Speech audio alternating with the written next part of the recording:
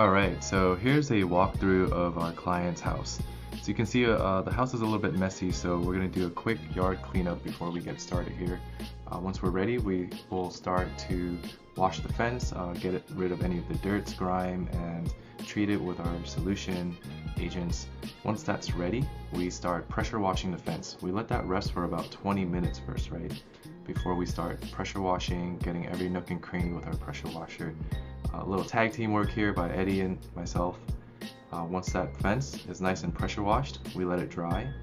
Uh, 48 hours. It's got to dry for 48 hours before we sand it down a little bit, get rid of that frizz, any dust buildup that's happened.